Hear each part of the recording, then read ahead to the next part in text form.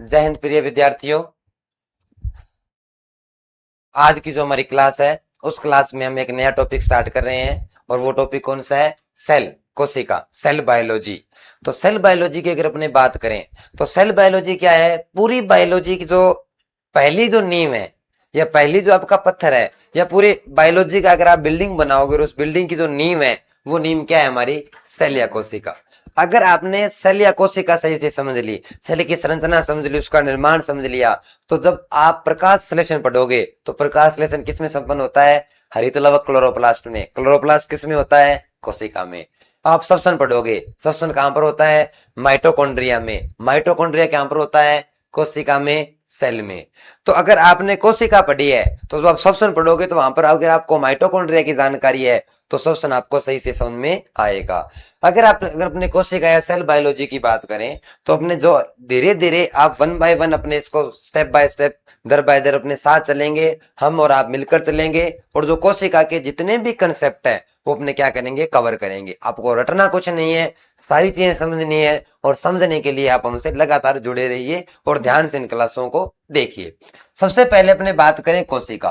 कोशिका का अध्ययन क्या कहलाता है? साइटोलॉजी। क्या कहलाता है? साइटोलॉजी। कोशिका के अध्ययन को अपने क्या बोलते हैं?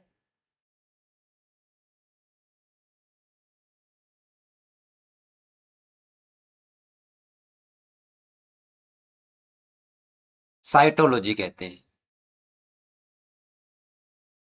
साइटोलॉजी जो शब्द है ना वो दो शब्दों से मिलकर बना हुआ है। किस किन शब्दों से? Cyto plus cyto plus logy. Logy को आप सभी को पता है, जो इस चैनल से पहले से जुड़े हुए हैं उन सभी को पता है कि लॉजी का मतलब क्या होता है? To study. जहां पर भी आपको लॉजी वर्ड दिखाई देना उसका मतलब होता है टू स्टडी। दो चीजें ध्यान रखना, जहां पर आपको लॉजी वर्ड दिखाई देगा ये एक तो ग्रीक भाषा का वर्ड है, तो इसका मतलब है जो जिस शब्द में लॉजी लगा हुआ है उस वो शब्द कौन सा है? ग्रीक भाषा का शब्द है। एक इसमें अपवाद है पोमोलॉजी, ये मैं आपको एग्रीकल्चर में बताऊंगा कि पोमोलॉजी अपवाद क्यों है। और ये भाषा का किसका है? ग्रीक भाषा का है। और लॉजी का मतलब होता है स्टडी। स्टडी का मतलब अध्ययन। किसी भी चीज का अध्ययन करना क्या कहलाता है? लॉजी कहलाता है। तो हमने यहां पर देखा कि साइटोलॉजी, लॉजी का मतलब है टू स्टडी यानी अध्ययन करना। और अध्ययन किसका करना है? साइटो का। और साइटो का मतलब क्या होती है? कोशिका। इसीलिए आपने एक शब्द सुना होगा साइटोप्लाज्म। क्या शब्द सुना होगा प्रिय विद्यार्थियों आपने? साइटोप्लाज्म। साइटोप्लाज्म का मतलब क्या होता है? साइटो का मतलब क्या है? कोशिका। प्लाज्म का मतलब क्या है? द्रव पदार्थ। कोशिका में पाया जाने वाला द्रव पदार्थ क्या कहलाता है? साइटोप्लाज्म, जिसे अपने हिंदी में कोशिका द्रव्य कहते हैं। आपको एक कोशिका द्रव्य नहीं पढ़ना, आपको आज से क्या पढ़ना है? साइटोप्लाज्म पढ़ना है। एक आपने पढ़ा होगा कैरियोलॉजी, सुना होगा ये नाम, नहीं सुना तो आज सुन लो। कैरियोलॉजी बड़ा इंपॉर्टेंट शब्द है ये, कैरियोलॉजी। कैरियो का मतलब होता है केंद्रक। कैरियो का मतलब क्या होता है? केंद्रक। और केंद्रक के साथ आप इसे ध्यान में रखो, इसे अपने क्या बोलते हैं इंग्लिश में? न्यूक्लियस। हिंदी मीडियम के जो हिंदी वर्ग के छात्र हैं वो भी इस बात का ध्यान रखें कि जब आप बायोलॉजी पढ़ रहे हैं तो अंग्रेजी के शब्द जरूर ध्यान में रखना, ये बहुत आपके साथ करेंगे। हो सकता है एग्जाम में केंद्रक ना लिखा हो और क्या लिखा हो? न्यूक्लियस लिखा हो इस प्रकार। तो ये आपको ध्यान में रखना है। और न्यूक्लियस, कैरियो का मतलब क्या है? न्यूक्लियस। और लॉजी का मतलब क्या है? अध्ययन। तो न्यूक्लियस का अध्ययन क्या कहलाता है? कैरियोलॉजी। पैथोलॉजी, रोगों, पैथो का मतलब रोग और रोगों का अध्ययन क्या कहलाता है? पैथोलॉजी। तो हम जो आज स्टार्ट करने वाले हैं वो स्टार्ट कर रहे हैं साइटोलॉजी। साइटोलॉजी के अंदर या सेल बायोलॉजी के अंदर सबसे पहले अपने बात करेंगे कि ये सेल बायोलॉजी, सेल क्या है, कहां से ये नाम आया। ये जो सेल जो वर्ड आप सुन रहे हो, ये जो सेल शब्द है या कोशिका जो शब्द है इसे इंग्लिश में अपने सेल कहते हैं, ये लैटिन वर्ड के सेलुला से बना हुआ है। किससे बना हुआ है? ये एक लैटिन वर्ड, कौन सा शब्द है? लैटिन शब्द से लिया गया है। और लैटिन के अंदर किससे लिया गया है? सेलुला।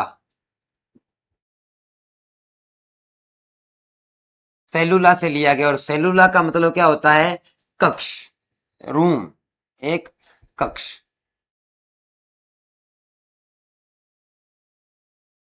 तो सेल एक लैटिन वर्ड है जो लैटिन के कौन से, लैटिन भाषा का कौन सा शब्द है? सेलुला। और सेलुला का मतलब एक कक्ष, एक रूम की बात हो रही है। तो सेल की ये आपको बेसिक जानकारी है, ठीक है। अब अपने बात करते हैं कि सेल की परिभाषा क्या है, ये कहां से लिया गया है, क्या लिया गया है, यहां से प्रश्न ज्यादा नहीं आते हैं। इसकी परिभाषा की बात करते हैं। परिभाषा आप सभी ने सुना होगा। अब जब आप बायोलॉजी पढ़ रहे हो तो आपको कीवर्ड पकड़ने हैं, कीवर्डों का खेल है सारा। अब जब आप परिभाषा की बात करें तो आपको तीन चीजों का ध्यान रखना है। पहला क्या है, परिभाषा अपने सॉरी जो कोशिका है यानी जो सेल है वो हमारे जीवन की मूलभूत या मौलिक इकाई है। मूलभूत या मौलिक इकाई है, ये तो आप सभी को पता ही है। उसके बाद ये जो कीवर्ड है वो है कि जो आपकी कोशिका है वो हमारे जो शरीर है उसकी मूलभूत इकाई है। और मूलभूत कैसी, संरचनात्मक और क्रियात्मक, संरचनात्मक और क्रियात्मक। यहां से आपको चीजों को पकड़ना स्टार्ट करना है। अब हमारी जो कोशिका है वो हमारे शरीर की मूलभूत या मौलिक इकाई, संरचनात्मक और क्रियात्मक मौलिक इकाई है। संरचनात्मक का मीनिंग क्या है, कोई भी सजीव, कोई हमारे शरीर का मतलब कोई भी सजीव, किसी भी सजीव जो होगा, कोई भी सजीव से आप कहेंगे सजीव, आप सभी जानते हैं सजीव क्या होते हैं, जो जनन कर सकते हैं, जो श्वसन कर सकते हैं, जिनमें वृद्धि की अवस्थाएं पाई जाती है, वो सारे क्या होते हैं, सजीव। जैसे अपने अगर बात करें तो ये जो आपके बोर्ड लगा हुआ है, ये जो कैमरा लगा हुआ है, ये माइक है, ये सारे क्या है, ये कंप्यूटर सेट है, ये सारा क्या है, निर्जीव है। लेकिन हमारे जो पेड़ पौधे हैं, कवक है, बैक्टीरिया है, ये मानव है, तो आपके पशु पक्षी हैं, सारे क्या हैं, सजीव। तो जितने भी सजीव हैं उन सभी सजीवों की जो संरचनात्मक इकाई है ना वो क्या है, कोशिका। संरचनात्मक का मीनिंग क्या है, सभी सजीवों का शरीर है वो किससे मिलकर बना होता है, आपके कोशिका से मिलकर बना होता है। हमारा जो शरीर है वो किससे मिलकर बना हुआ है, कोशिका से मिलकर बना हुआ है। इसीलिए हमारे शरीर की संरचनात्मक इकाई क्या कहलाती है, कोशिका। आप कहोगे जी नहीं, हमारा जो शरीर है वो तो आपके तंत्रों से मिलकर बना हुआ है। कौन से, कंकाल तंत्र है, परिसंचरण तंत्र है, इनसे मिलकर बना हुआ है। आप कहोगे जी हमारा शरीर है, कोई भी बॉडी है किससे मिलकर बनी हुई है, तंत्र से। और फिर आप कहोगे जी तंत्र किससे मिलकर बने हुए हैं, हम कहेंगे जी अंग से मिलकर बने हुए हैं। तंत्र किससे मिलकर बने हुए हैं, अंग से। अंग किससे बनते हैं, उत्तक से। और उत्तक किससे बनता है, कोशिका से। उदाहरण के लिए देखो, हम कहोगे जी हमारे शरीर जो है ना, शरीर के अंदर एक तंत्र है, परिसंचरण तंत्र। अब परिसंचरण तंत्र में अलग अलग अंग है, जैसे हृदय एक अंग हो गया, धमनियां ऐसे ये सब क्या हो गई। अब परिसंचरण तंत्र में क्या होंगे, अलग अलग अंग होंगे। और ये अंग किससे मिलकर बने होंगे, उत्तक से। उत्तक किससे मिलकर बना हुआ है, कोशिका से। कोशिका से छोटी कोई इकाई है ही नहीं। हमारे शरीर की सबसे छोटी इकाई क्या है, कोशिका है। तो आप कहो कि हमारा शरीर किससे मिलकर बना हुआ है, कोशिका से मिलकर बना हुआ है। तो हमारे शरीर की संरचनात्मक इकाई क्या हो गई, कोशिका हो गई। अब बात करते हैं क्रियात्मक। अब क्रियात्मक के दो अर्थ हैं। पहला अर्थ, कोशिका में बहुत सारी क्रिया होती है।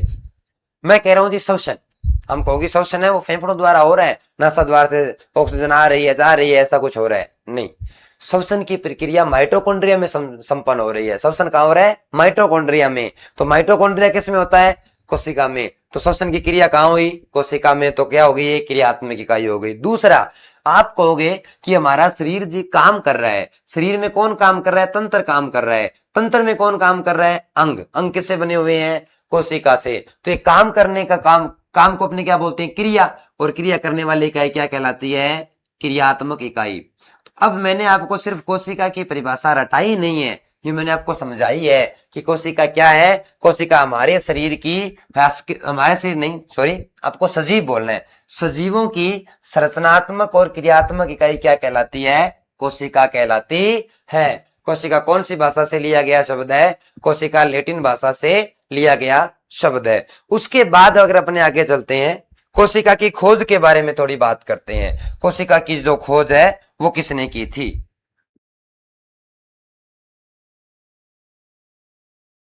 अगर मैं कोशिका की खोज की बात करूं तो सबसे पहले जो कोशिका की खोज है वो की थी आपके रॉबर्ट हुक ने।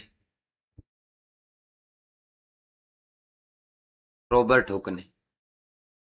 रॉबर्ट हुक नाम के जो वैज्ञानिक हैं, इन्होंने सबसे पहले कोशिका की खोज की थी। और रॉबर्ट हुक ने जो कोशिका की खोज है वो अब सभी को पता है, नहीं पता तो आपको पता होना चाहिए, किसमें की थी, कोरक टिश्यू में या कोरक स्लाइड में। कोरक स्लाइड के अंदर इन्होंने कोशिका की खोज की थी। और कोरक स्लाइड में जो जो इन्होंने संरचना देखी थी, उस संरचना को इन्होंने जो नाम दिया था वो यही नाम दिया था, क्या, सेलुला। तो सबसे पहले देखो, कोशिका को सबसे पहले किसने देखा, रॉबर्ट हुक ने। और इन्होंने जो कोशिका को देखा वो कैसी कोशिका थी, वो प्रिय विद्यार्थियों मृत कोशिका थी। कैसी कोशिका थी, डेड सेल थी, मरी हुई कोशिका थी। और मरी हुई कोशिका को कहां देखा था इन्होंने, कोरक स्लाइड के अंदर देखा था।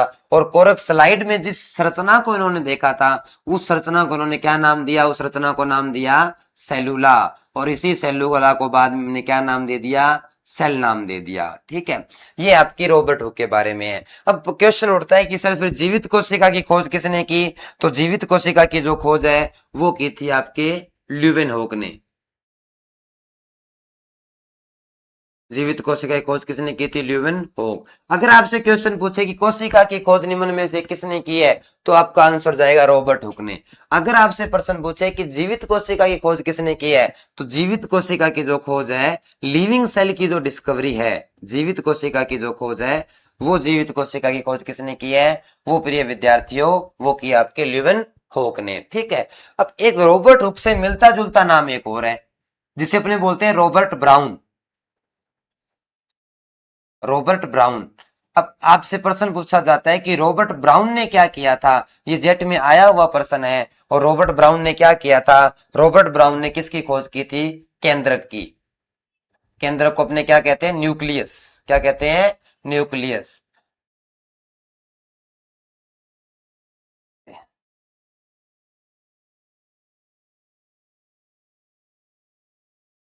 और न्यूक्लियस का अध्ययन क्या कहलाता है, कैरियोलॉजी। तो जो आपका रॉबर्ट ब्राउन है, उन्होंने किसकी खोज की थी, केंद्र की खोज की थी। अब ये जो रॉबर्ट हुक थे ना, ये क्या थे, एक पेंटर थे। यानी इनका शौक था कि जो भी चीज, इनके पास एक माइक्रोस्कोप था।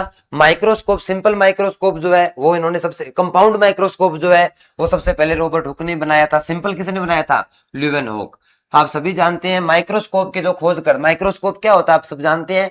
माइक्रोस्कोप वो होता है जो में माइक्रो ऑर्गेनिज्म को दिखाने का काम करता है, सूक्ष्म जीवों को दिखाने का जो काम करता है वो क्या होता है, आपके माइक्रोस्कोप होता है। ठीक है, तो माइक्रोस्कोप की सबसे पहले खोज किसने की थी, ल्यूवेनहोक ने। लेकिन कंपाउंड माइक्रोस्कोप किसने बनाया था, रॉबर्ट हुक ने। अब रॉबर्ट हुक ने जो माइक्रोस्कोप बनाया था, ये एक पेंटर, अच्छे इनका एक शौक था पेंटिंग करना। तो ये जो भी चीजों को ऑब्जर्व करते, जो भी चीज देखते, उसकी क्या बना देते, पेंटिंग बना देते। और पेंटिंग बनाते बनाते इनकी पूरी एक बुक बन गई, और उस बुक का नाम है माइक्रोग्राफिया। क्या नाम है, माइक्रोग्राफिया। उस बुक का नाम है माइक्रोग्राफिया। माइक्रोग्राफिया।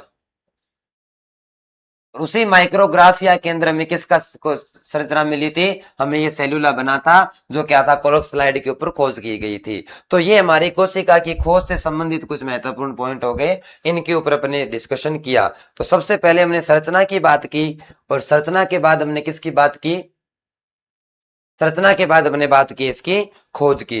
अब अपने आगे बात करें तो आगे अपने प्रिय विद्यार्थियों बात करने वाले हैं कोशिका सिद्धांत की। आगे अपने क्या बात करेंगे, कोशिका सिद्धांत की अगर अपने बात करते हैं।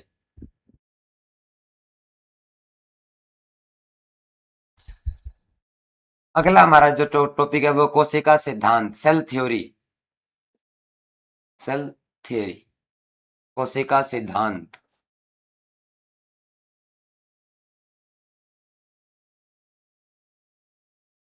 सेल थ्योरी, अगर मैं सेल थ्योरी की बात करूं, कोशिका सिद्धांत की बात करूं, तो कोशिका जो सिद्धांत है, सबसे पहले दो वैज्ञानिक आए थे, स्लाइडन और स्वान। क्या नाम था वैज्ञानिकों का, स्लाइडन और स्वान। उन्होंने क्या किया था, सबसे पहले कोशिका सिद्धांत का प्रतिपादन किया था, स्लाइडन एंड स्वान। स्लाइडन और स्वान मोस्ट इंपोर्टेंट है, ये ध्यान में रखना है कि कोशिका सिद्धांत का प्रतिपादन किसने किया है, स्लाइडन और स्वान।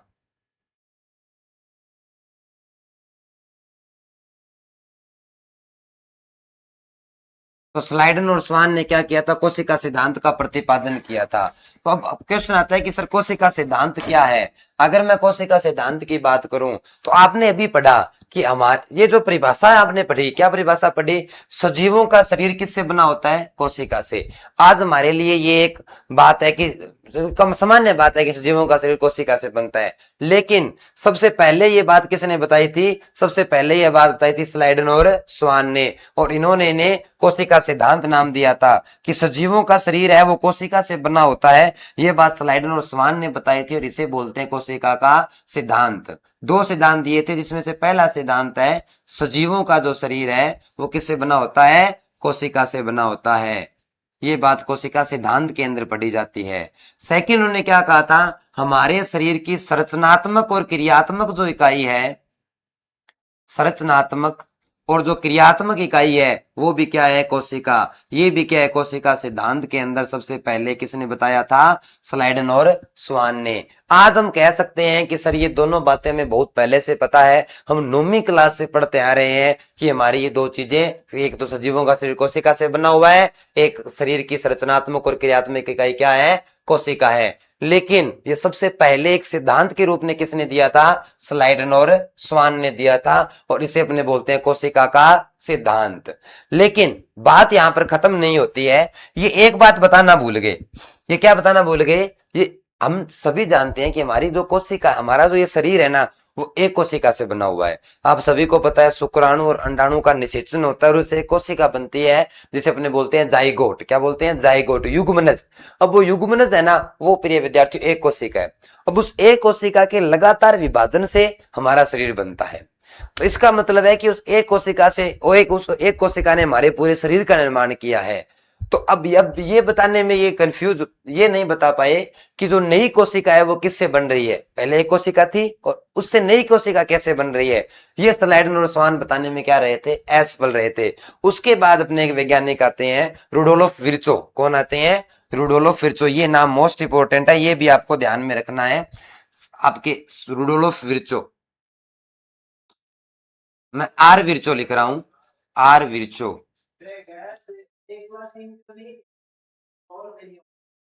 ये जो रुडोल्फ विर्चो, आर विर्चो है, इन्होंने क्या कहा था, इन्होंने कहा था कि जो नई कोशिका बन रही है, देखो कोशिका सिद्धांत दिया किसने, स्लाइडन और स्वान ने। क्या दिया, सजीवों का निर्माण किससे होता है, कोशिका से होता है। कोशिका क्या है, शरीर की संरचनात्मक और क्रियात्मक इकाई है। लेकिन ये क्या नहीं बताया, इन्होंने ये नहीं बताया कि नई कोशिका का निर्माण कैसे होगा।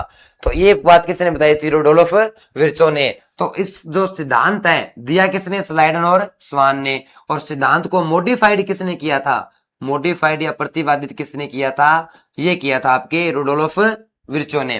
रुडोल्फ विर्चो ने क्या कहा है, रुडोल्फ विर्चो ने कहा है कि ये जो कोशिका है, यानी जो नई कोशिका है वो पुरानी कोशिका से बनती है। नई कोशिका किससे बनती है, नई कोशिका का निर्माण, नई कोशिका का निर्माण पुरानी कोशिका से होता है। नई कोशिका का निर्माण पुरानी कोशिका से होता है। ये बात किसने कही थी, रुडोल्फ विर्चो ने। और प्रश्न ये नहीं आता, प्रश्न इन्होंने एक स्टेटमेंट दे दिया था अपनी भाषा के अंदर, इनकी जो खुद की भाषा थी उस लैंग्वेज में इन्होंने एक स्टेटमेंट दिया था। और क्या स्टेटमेंट दिया था, ओमनियस सेलुला ई सेलुली। क्या स्टेटमेंट दिया था, ओमनियस सेलुला, ओमनियस सेलुला ई सेलुला, ई सेलुला। इसका प्रिय विद्यार्थी अब रट्टा मार लो, यहां से जेट में, सीयूटी में, हर एक एग्जाम में प्रश्न आया हुआ है। क्या है, ओमनियस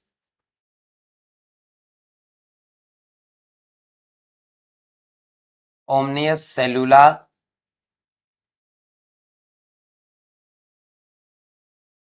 ई सेलुला।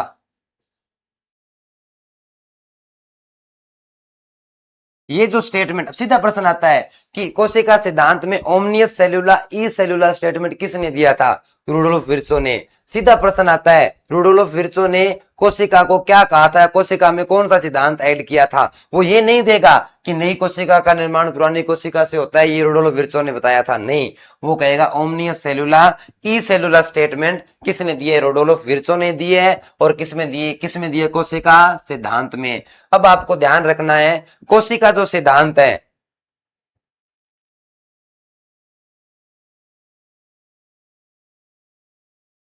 कोशिका जो सिद्धांत है, कोशिका सिद्धांत किसने दिया था? स्लाइडेन और स्वान ने दिया था। और कोशिका सिद्धांत का प्रतिपादन किसने किया था? रुडोल्फ विर्चो ने किया था। ये कोशिका सिद्धांत से रिगार्डिंग इंपोर्टेंट आपकी जानकारी है और आपके सीयूटी और जेट के एग्जाम के लिए मोस्ट इंपोर्टेंट जानकारी है। उसके बाद हम पढ़ने वाले हैं कोशिका की संरचना। अब आपको कोशिका की बेसिक संरचना के बारे में जानकारी होनी चाहिए। उसके बाद हम आगे कोशिका के प्रकार पढ़ेंगे। कोशिका की संरचना, यहां पर मैं जो संरचना बनाने जा रहा हूं वो मैं बनाने जा रहा हूं पादप कोशिका की संरचना। अभी हम पढ़ेंगे कोशिका की संरचना और कोशिका संरचना में सबसे पहले हम किसकी संरचना पढ़ेंगे? पादप कोशिका की संरचना।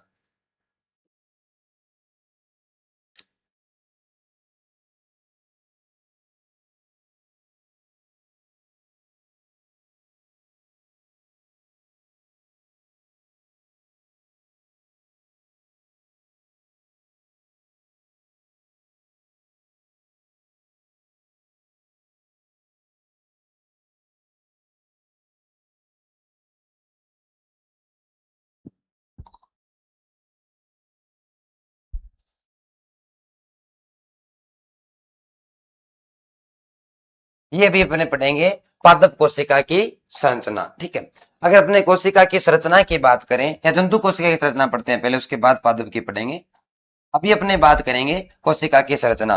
कोशिका की संरचना की जब बात आती है तो आप जितने भी विद्यार्थी इस क्लास को देख रहे हैं सभी विद्यार्थियों से मेरा आग्रह है कि आप सभी कोशिका की संरचना को पूर्ण रूप से याद कर लें, ताकि आपको कोशिका को जब हम आगे पढ़ेंगे तो वहां पर आपको किसी तरह की समस्या का सामना करना ना पड़े। तो कोशिका की संरचना को आप ध्यान से देखेंगे। कोशिका की संरचना में सबसे पहले मैं बनाने जा रहा हूं इसके सेंटर में केंद्रक।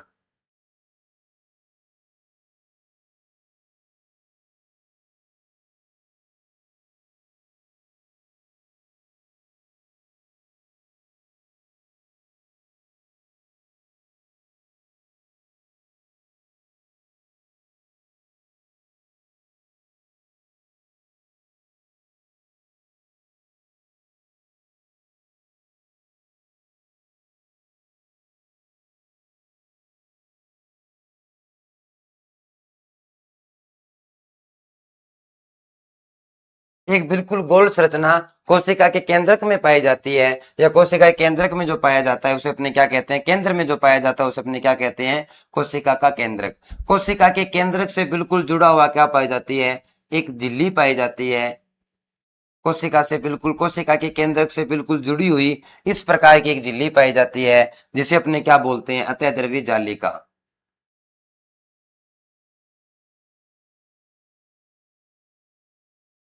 ये जो आपको दिखाई दे रही है ये अत्यद्रव्य जालिका है। कोशिका को पढ़ने से पहले आपको कोशिका की संरचना की पूरी जानकारी होनी चाहिए। इसके केंद्रक के अंदर एक जालनुमा संरचना पाई जाती है जिसे अपने बोलते हैं क्रोमेटिन जाल। ये आगे जाकर गुणसूत्रों का निर्माण करता है। इसके अंदर एक संरचना पाई जाती है क्रोमेटिन जाल, ये आगे जाके इसका निर्माण करता है, गुणसूत्रों का निर्माण करता है। उसके बाद इसमें और पाई जाने वाली संरचनाओं की मैं बात करूं तो इस कोशिका के अंदर एक माइटोकॉन्ड्रिया पाया जाता है। माइटोकॉन्ड्रिया की जो संख्या है वो अलग अलग कोशिका के अंदर अलग अलग होती है। किसी कोशिका में माइटोकॉन्ड्रिया ज्यादा होते हैं, किसी कोशिका में माइटोकॉन्ड्रिया क्या होते हैं? कम।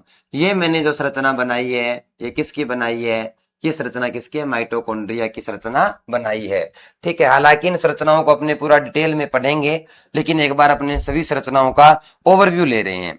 उसके बाद इस जो अत्यद्रव्य जालिका आपने बनाई हुई है, इस अत्यद्रव्य जालिका के ऊपर छोटे छोटे क्या पाए जाते हैं? छोटे छोटे बिंदु पाए जाते हैं। बिंदु नुमा संरचना में बना रहा हूं, ये होते हैं राइबोसोम। ये क्या होते हैं? राइबोसोम। तो ये आपकी कोशिका की संरचना का जो चित्र है वो बनकर तैयार हो रहा है। उसके बाद अगर अपने बात करें तो इसके अंदर एक रिक्तिका पाई जाती है। ये क्या पाई जाती है? इसके अंदर रिक्तिका पाई जाती है। तो अब अपने सबसे पहले अगर इसकी बात करें तो आपको एक बाहर की तरफ ये एक कोशिका झिल्ली दिखाई दे रही है। इसे मैं क्या बोलता हूं? कोशिका झिल्ली। ये क्या है? कोशिका झिल्ली, सेल मेम्ब्रेन। इसे अपने कोशिका झिल्ली या सेल मेम्ब्रेन कहेंगे। ठीक है, उसके बाद अगर जंतु कोशिका है तो सिर्फ सेल मेम्ब्रेन होगी, कोशिका झिल्ली होगी। और अगर पादप कोशिका है तो कोशिका झिल्ली के ऊपर एक और आवरण पाया जाता है जिसे अपने क्या बोलते हैं, उसे अपने कोशिका भित्ति कहते हैं। उसके बाद आपको ये जो सटी हुई लाइन है इसे बोलते हैं अपने ER, एंडोप्लाज्मिक रेटिकुलम। हिंदी में कहते हैं अतःद्रवी जालिका। हिंदी में से अपने क्या बोलते हैं, अतःद्रवी जालिका। अब यहां से प्रश्न आया हुआ है कि केंद्रक के साथ सटी हुई संरचना क्या कहलाती है। जो केंद्रक के साथ सटी हुई संरचना जो कोशिका झिल्ली की तरफ वृद्धि करती है उसे अपने क्या बोलते हैं, अतःद्रवी जालिका बोलते हैं, ER कहते हैं। और ये जो ER होता है, इस ER के ऊपर छोटे छोटे एक बिंदु नुमा संरचना का मैं निर्माण कर रहा हूं, इसे अपने बोलते हैं राइबोसोम। इसे अपने क्या कहेंगे, राइबोसोम। ये जो आपको संरचना दिखाई दे रही है ये राइबोसोम है। और ये राइबोसोम जो होता है ये क्या करता है, राइबोसोम प्रोटीन संश्लेषण का निर्माण करता है। पृथ्वी के ऊपर प्रिय विद्यार्थियों ऐसी कोई भी कोशिका नहीं है जिसके अंदर राइबोसोम ना हो। आपने देखा होगा प्रोकैरियोटिक कोशिका के अंदर माइटोकॉन्ड्रिया नहीं होता, प्रोकैरियोटिक कोशिका के अंदर माइटोकॉन्ड्रिया नहीं होता।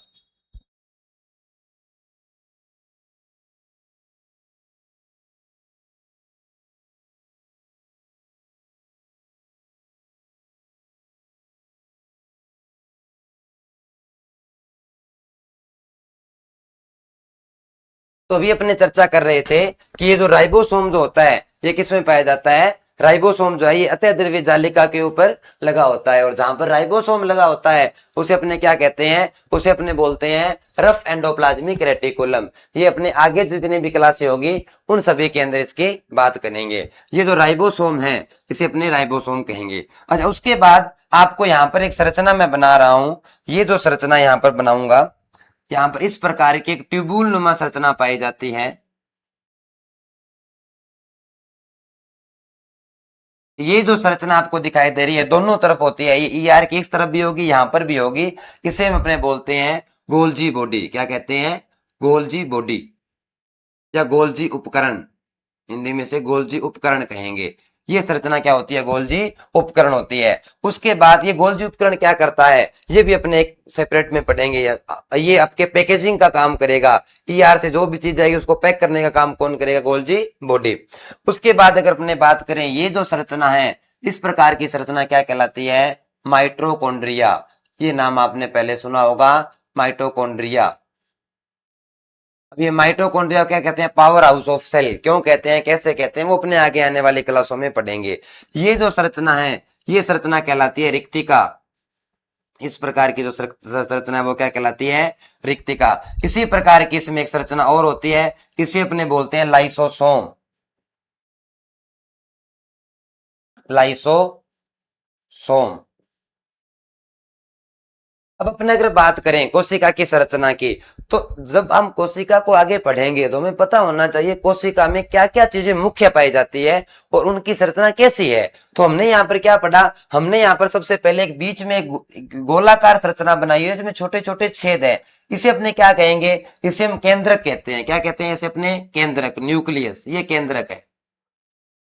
हम क्या पढ़ेंगे, अब इस केंद्रक के अंदर क्या है, केंद्र के अंदर क्रोमेटिन जाल है। इस केंद्र का एक काम होगा, केंद्र से बहुत बड़े प्रश्न आते हैं, अच्छे अच्छे प्रश्न आते हैं। हम इस केंद्र को अलग से एक लेक्चर में पढ़ेंगे, लेकिन हमें ओवरव्यू के बारे में पता होना चाहिए कि कोशिका के अंदर बीच में केंद्रक होता है। कोशिका के केंद्र के पास सटी हुई दो संरचनाएं आपको दिखाई दे रही है। ऐसी संरचनाएं दो से अधिक भी हो सकती है, मैं आपको बताने के लिए दो संरचनाएं बनाई है। ये क्या होती है आपकी अतःद्रवी जालिका, ER होती है। अब ER दो प्रकार की होती है, कौन सी ER क्या काम करती है ये अपने आगे आने वाली क्लासों में पढ़ेंगे। ER के ऊपर ये छोटे छोटे बिंदु मैंने दिखाए हैं, ये राइबोसोम होते हैं। राइबोसोम भी दो प्रकार के होते हैं, 70S और 80S। कोई भी जीवित कोशिका उसके अंदर राइबोसोम पाया जाता है। उसके बाद आपको एक संरचना दिखाई दे रही इस प्रकार की, ये दो झिल्ली से घिरी हुई संरचना है जो अंदर से मुड़ी हुई है। इसे अपने क्या कहते हैं, माइटोकॉन्ड्रिया कहते हैं, जो श्वसन का काम करता है।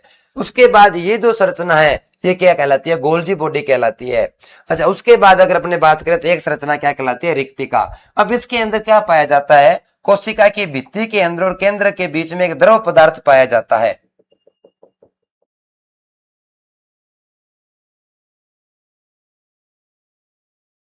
ये मैं छोटे छोटे बिंदुओं से कोशिका के अंदर एक द्रव पदार्थ भरने का प्रयास कर रहा हूं। आपको एक द्रव पदार्थ मैं आपको बता रहा हूं। ये जो द्रव पदार्थ है ये क्या कहलाता है? कोशिका द्रव्य है। लेकिन आप साइंस के स्टूडेंट हो, आपको कोशिका द्रव्य ध्यान में न रखकर आपको इसे क्या बताना है? साइटोप्लाज्म। ये जो द्रव पदार्थ है जो मैं ग्रीन कलर में शो कर रहा हूं ये कहलाता है साइटोप्लाज्म,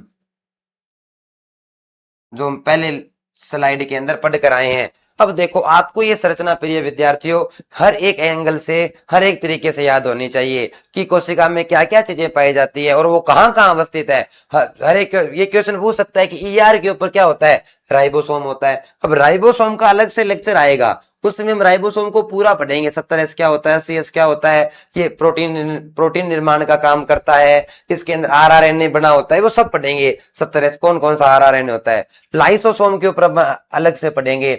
माइटोकॉन्ड्रिया क्या कहते हैं? अपने माइटोकॉन्ड्रिया कहते हैं power house of cell. Lysosome को क्या कहते हैं? आत्मघाती थैली। क्यों कहते हैं, क्या कारण है, वो सारा पढ़ेंगे। ठीक है। अच्छा, अपने राइबोसोम को क्या कहते हैं? Engine of cell. Engine of cell क्यों कहते हैं? ये प्रोटीन संश्लेषण कैसे करता है, क्या इसका काम है, पूरा पढ़ेंगे।